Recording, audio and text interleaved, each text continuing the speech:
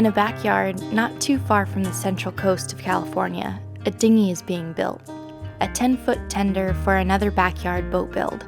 A road trip to Mexico will unite them. Welcome to my dad's garage and the start of building our new dinghy. That's done. Move on to the next pieces. Garrett has just completed gluing the frames for Little Red. The table clamps free them from the worktop hole, and he's ever closer to catching up to where the kit builders begin. On to the next sheet of plywood out of 8, which includes the flooring, rudder, daggerboard, and seat supports. Finished cleaning the frames up, so those are pretty much ready to go. So I've got one last full sheet. That's going to be all of the flooring. I got to bring the plans back out, get those laid down, do it like I did before, trace them out with the spike, make dots, connect the dots, cut them out.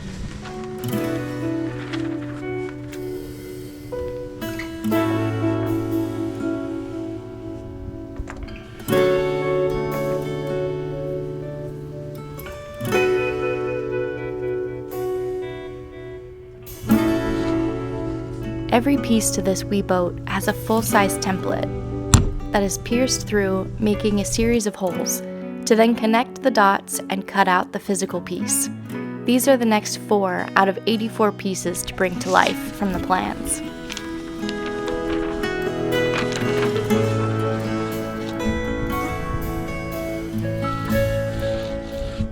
The metamorphosis happens quick on the rare occasion there's a straight line, but it is a boat, and those are hard to come by. Most are curved, swooped, or include some forethought to receiving an adjoining piece later. The evidence of 20 years of refinement is apparent. Our hats are off to John C. Harris, the designer, and we can't wait to see how she performs in the many ways to operate her.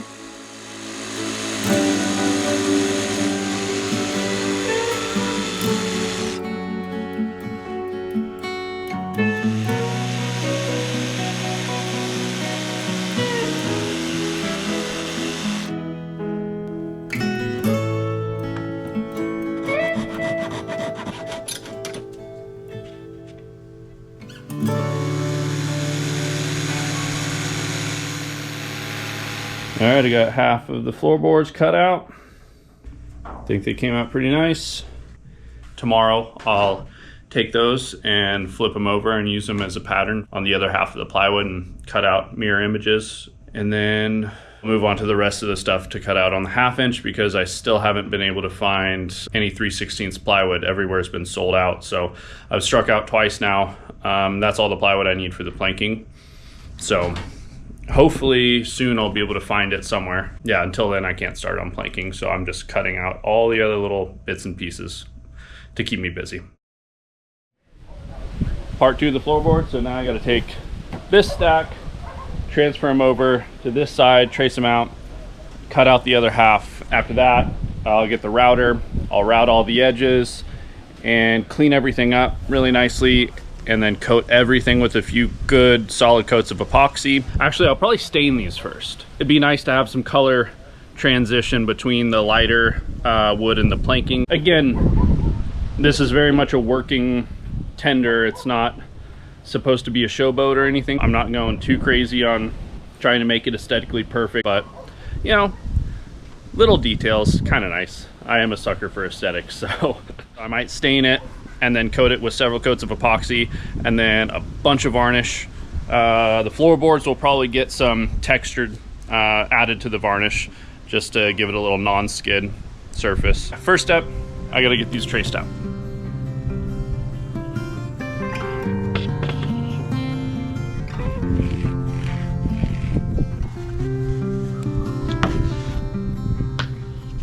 Garrett's garden has been flourishing. Watching the boat grow in tandem with the tidy trees is like seeing the sand funnel through the hourglass.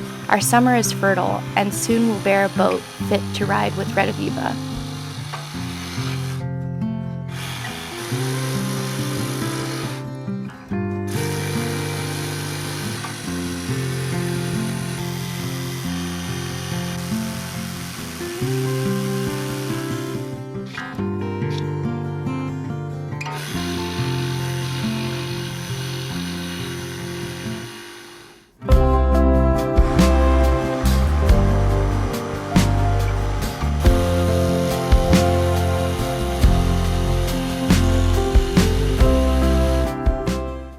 Make a bunch of tiny little cuts and then more simply take it out. With all the corners, I just cut them rough and then I finish them with either a rasp or a little hand sander.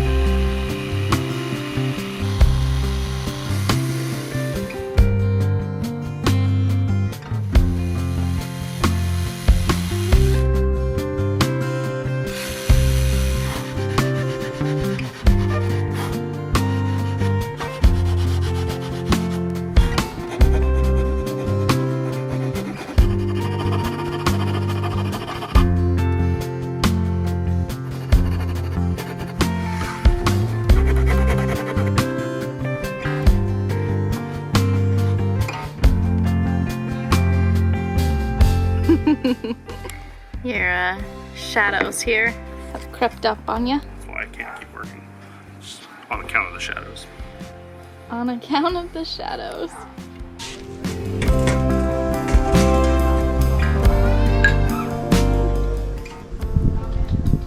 What's up, scrubs? Come here.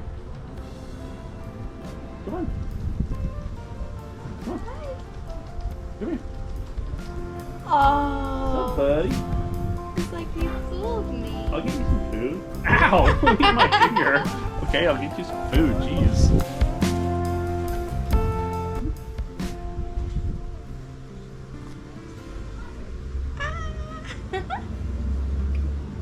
What's up, dude? Yeah. So I finally got all the plywood for the hull planking, so I can get started on that. So the first thing to do is I have to cut all the scarfs. I have to scarf a couple sections of plywood together to get enough length for the planks. I've got my first layer down here. Here's my line. So I'm just gonna take a little small block plane and just cut that, hopefully real quick and easy. And then I'll have to do, let's see, 2 full sheets and then cut 1 in half, do 2 scarfs on that, and then 2 more scarfs to cut for the shear plank. So it's quite a few. He's creating opposing angled faces to join a full sheet with a half sheet twice. Then the same thing on a single sheet cut lengthwise, joining a quarter piece. So 6 scarfs in all, creating 3 12-foot long panels for all 14 planks.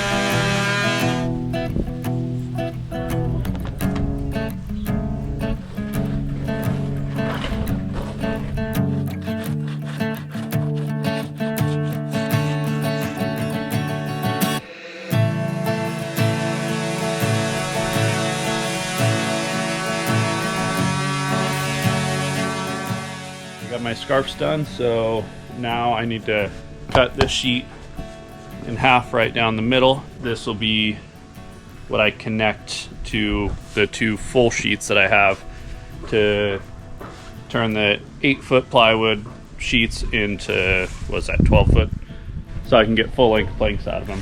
And then I'll epoxy each half onto one of the full sheets of plywood.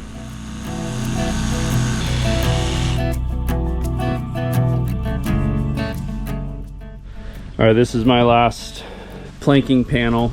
This is going to be the shear plank, so I need to cut it a little bit differently. I need to cut it right down the middle in half and then cut one of the halves in half. And I'll scarf one of these quarter panels onto that panel, and that'll give me my length. And then this last little quarter panel here will be the pieces for the rudder head and a couple other odds and ends. So I just have to cut 2 more scarfs.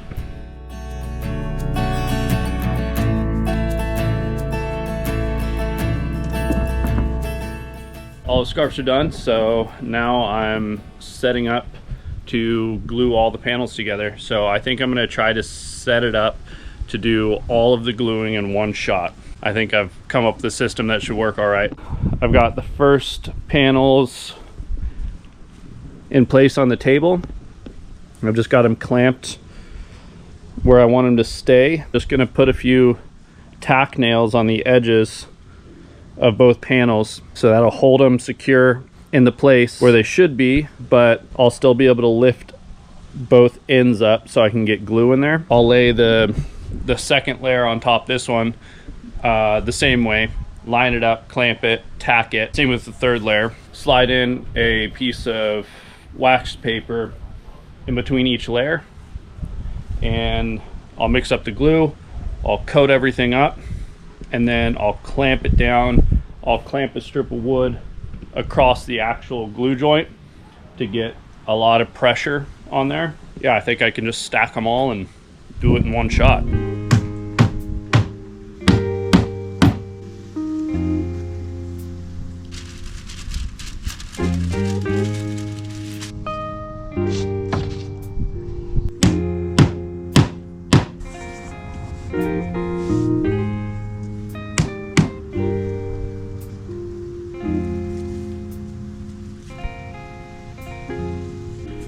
All right, I got my epoxy mixed up, so wish me luck. This is gonna be a little awkward, but see how it goes.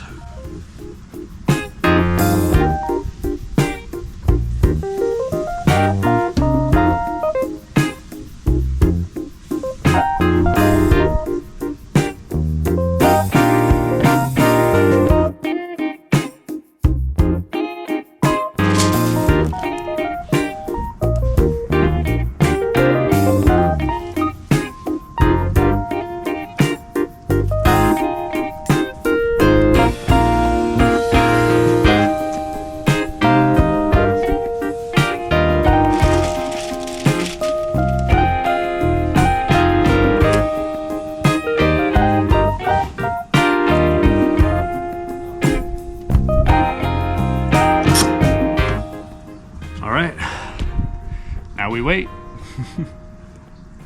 So I went with wood flour to thicken the epoxy with this. You'll probably notice when I was putting it on that it was really nice and brown. I'm not sure if I'm gonna end up finishing the dinghy bright, just naturally wood finished, or if I'm gonna paint it. That mainly depends on how much motivation I have to try and make everything really nice and really clean, because obviously if you finish it bright, natural wood color, you're gonna see all of the imperfections, whereas if I paint it, I can be a lot more just kind of laid back when I do things, because you know, if there's little blemishes or imperfections, you just put a little epoxy filler and sand it out, paint over it, you'll never know. So I haven't decided yet. I mean, part of me wants to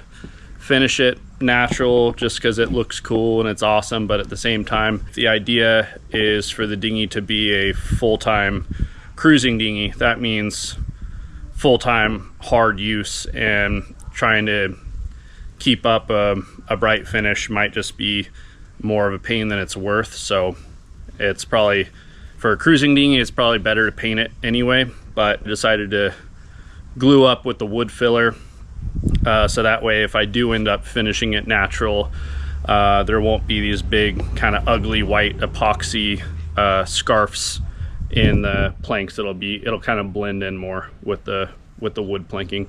Once I start cutting planks, it's really just putting the puzzle together, so the dinghy should come together pretty quickly once I start doing that.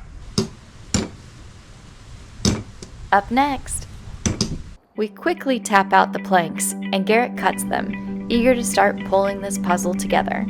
Thanks for watching.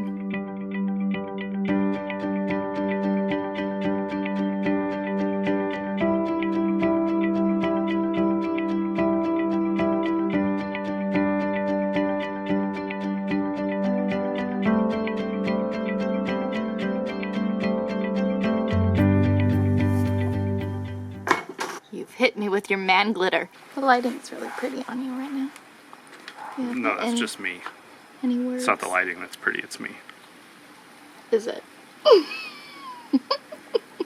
Say something profound.